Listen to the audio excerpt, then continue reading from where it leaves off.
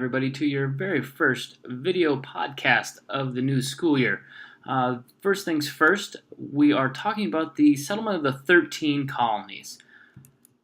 At the beginning of each of these lectures, you're going to see what I like to call learning outcomes. These are things that you should know by the time you get done with the lecture. There's usually between 2 and 4 of them. Today we have 4, so you should be able to answer these questions by the time you leave. First things first, how did the English and Dutch settlements, were they similar? How were they different? Number 2, why did the Puritans feel the need to leave England? Number 3, what was the main benefit of the 13 colonies for England? And number 4, what were the navigation acts, and did those acts help or hurt the colonists? Since we're not going to talk too much about 1.1 and 1.2, really for our purposes it's not necessary. I did want to cover the Columbian Exchange. The Columbian Exchange, simple definition, global transfer of living things. One thing I want you to take note of is the diseases that go from Europe to North America. Native Americans in North America have their own set of diseases that they've built immunities to, but these new diseases coming from Europe is going to decimate a lot of the Native American tribes and really allow, especially the Spaniards in the Mexico area, or what is modern Mexico, gave them the ability to really take over very easily. One thing I also want you to note, North Americans didn't know what horses were prior to 1492. Also, think about this. Tomatoes. What do we think of when we think of traditional Italian food? We think of pizza, lasagna, spaghetti, all that stuff. Before 1492, there was no tomatoes in Italy at all. So take a look at this map here. What I want you to do is write down at least 4 or 5 of these things going from North America to Europe, and from Europe to North America. Now, the English settlements itself, 3 main areas. We have the New England colonies, Massachusetts, New Hampshire, Connecticut, and Rhode Island. This is the main area of where the Puritans are going to settle. We have the Middle Colonies, New York, Delaware, New Jersey, and Pennsylvania. For our purposes, we're going to focus on New York and Pennsylvania. And we also have the southern colonies, Virginia, Maryland, North Carolina, South Carolina, and Georgia. We'll talk a little bit about Virginia today. The rest of them, we won't go into very much detail about at all. Jamestown. Jamestown was one of the first colonies for the English. It's founded in 1607. It is a joint stock company. Lots of people put their money in to get a quick profit. That's what they're looking for. Just like the stock market today, they're going to put their money in and expecting a lot of return for their money. The problem with that is once they get to Jamestown in Virginia, they don't do anything but look for that profit. They don't set up any really legitimate housing or set up any sort of subsistence farming. They're there for that money, the gold and silver, and that's it. Therefore, once winter hits, it's an epic disaster. Diseases from their bad river water. These people are not that bright. They're going upstream to clean themselves in the river, and then where do you think their drinking water comes from? These people that are going right next to where they have their little settlement, they're getting the drinking water, and they are getting very, very bad stomach pains from this. They didn't set up any sort of farming, so they start to starve once winter sets in, and they're also infested with rats. One of the only things that saves them is a guy by the name of John Smith. Once John Smith steps in, he gets there and he's like, what are you guys doing? How can you not have set up any sort of farming or any set of a subsistence housing? He kind of adopts the policy of if you don't farm, you don't eat, bottom line. So John Smith becomes this leader and really starts to turn the colony around by 1610. Unfortunately, there's a gunpowder accident and he has to go back to England. And yes, the whole Pocahontas Disney thing doesn't get written until years and years and years after this event actually happens. So it is extremely fabricated, much of like the other Disney movies have been as well. So he is a real person. Pocahontas was a real person. The only thing that really, again, saves them is new colonists and the starting to farm. They got all their food in the very beginning from Native Americans. Again, John Smith is emerges as the leader But as soon as he has to go back, they start to starve once again.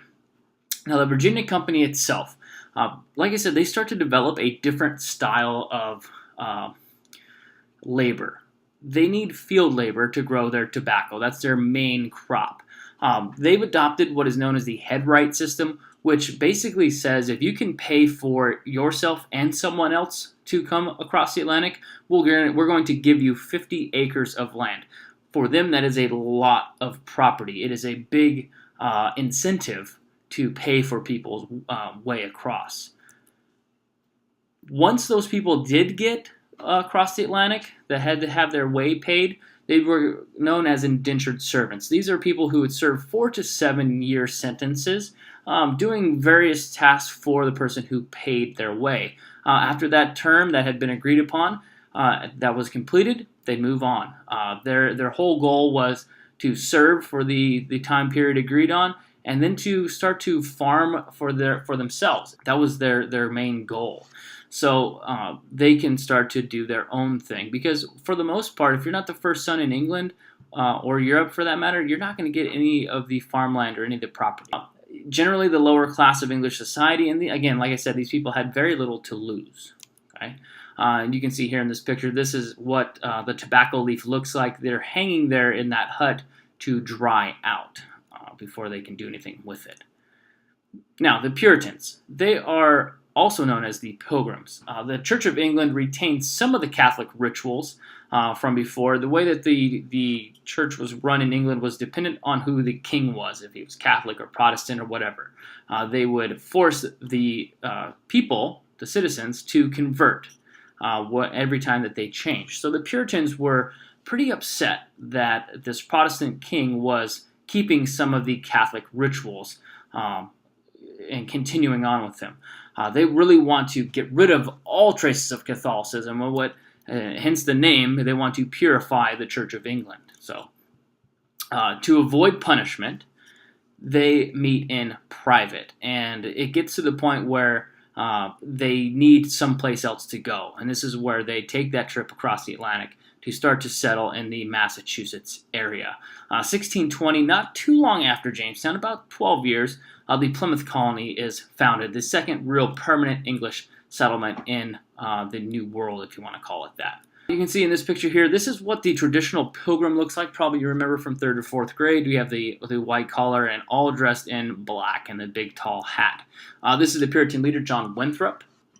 So we want to make sure that you know who he is and why he is important. He's kind of the one that made the decision to come across.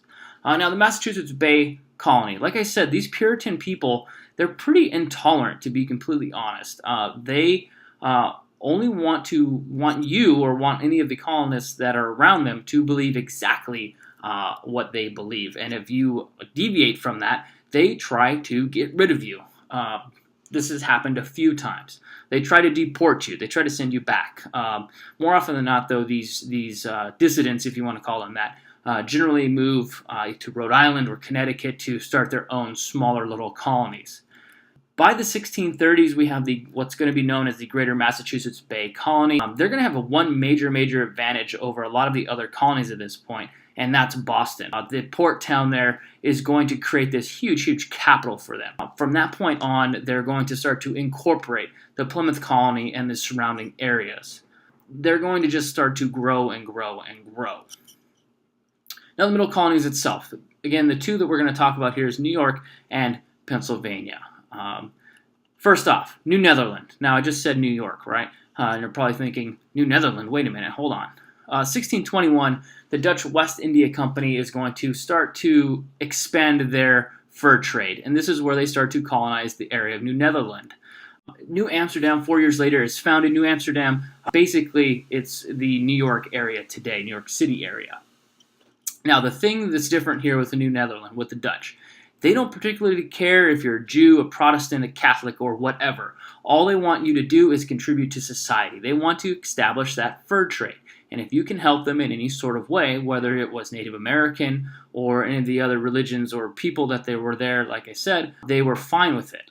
So by the mid-1660s, when the English and the Dutch start to battle it out for what is going to be New York.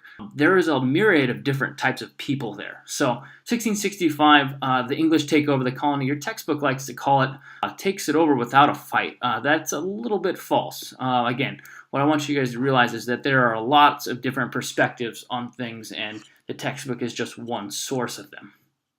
It gets renamed for the Duke of York, again, hence the name New York. Moving on, Pennsylvania here. Pennsylvania, led by William Penn. He is a Quaker. The major difference here with the Quakers is that there is no ministers like there is with the Catholics or Protestants. It's more of worshiping for themselves. William Penn was a childhood friend of King Charles. King Charles kind of sees him as a rival almost, and this is one of the main reasons why he gives him this huge chunk of land. It's to kind of appease Penn and make him really happy, but also to get rid of him, to send him back across, or send him across the Atlantic, so he doesn't have to potentially, have a rival. So the ideals of these Quakers are equality, cooperation, and religious toleration. It's very different than the other colonies with Jamestown and Massachusetts Bay. They're going to guarantee men 50 acres and the right to vote, which is pretty standard at this point if you were a male and you owned land. Women, anybody else, no. But man who owned land, you had the right to vote. Freedom of religion is also a big advantage for people that are going to be moving into Pennsylvania, especially with just north of them with Massachusetts and then those New England colonies. They're very intolerant. And one of the other big sticking points here is they believe that the land belongs to the Native Americans, and they should pay Native Americans for that land, which is going to create a much different interaction between colonists here and the other areas where they were just almost stealing the land from them and forcing them off. So the 13 colonies itself, they're established over about approximately 125-year period. They solely exist for the benefit of England, and that's it. It's not for the colonists, we think you should go there because you'll have a better life. No, it's all about the crown. The goal here for England specifically is to export the raw materials. There's not a whole lot of trees left in England at this point. And with these colonies, all of North America at this point is simply trees and woodlands. So the big goal is those raw materials. So they'll send the raw materials from the colonies back to England, and from England to the colonies, send them the manufactured goods or finished goods, wherever that may be, a bed, a chair, a table, whatever. And one of the other big time terms for this time period for us is mercantilism. Mercantilism is the favorable balance of trade. The colonies at this point are existing simply to benefit England. The goal of not just England, but for Spain and France and any other colony at this point is to increase their wealth. And if they can increase their wealth to the point where they are in no need of any other nation, that's what they're looking for, and that's why the colonies are so important. England doesn't want to have to trade with the French unless they absolutely have to. So by the mid-1650s, in order for the English to start to really take advantage of these colonies, they start to pass what's known as the Navigation Acts. Goods have to be traded on a English or colonial ship. Crews had to be English. And at this point, again, keep in mind these colonists are English citizens. And the third thing, there are a few goods that had to go directly back to England and couldn't go anywhere else. Tobacco, sugar, molasses had to go back to England only, nowhere else. Couldn't go to another colony first. And number 4, almost all the goods had to pass through an English port, which again is not that big of a deal because all of these colonial ports are English ports at this point. Strangely enough, these navigation acts that are starting to kind of strengthen the crown's control over the colonies are going to start to create a boom for the colonies itself with shipbuilding and the surrounding areas. It's not just the ships. They have to go out and get the trees, so it's going to chop down the trees. So it's going to create a lot of industry for these colonists at this point. It's really going to start to create a lot of economy. Now, the structure of the colonies itself. Most of them had similar governments by the mid-1700s. There's a crown-appointed governor. These are the guys that were appointed by the king himself. They could dismiss the judges if they wanted to, and they actually oversaw the trade as a whole specifically. And now the colonial assembly is made up of colonists itself. They did their own taxing, which was key. I'm sure you remember from 8th grade or even earlier than that, no taxation without representation. We'll talk about that in a few more lectures from now. But it's the colonists themselves that start to raise taxes, and they're going to be, not that anybody's okay paying taxes, but this is where they would propose and raise the taxes themselves. They also initiated the laws. Now, these laws could have been vetoed by the governor, but the governor did this at a risk. The risk is these colonial assemblies paid the salaries of those governors. So at that point, if they vetoed too many laws and really upset the colonists, they risked not getting paid. The problem by the time we get into the early 1700s is self-determination.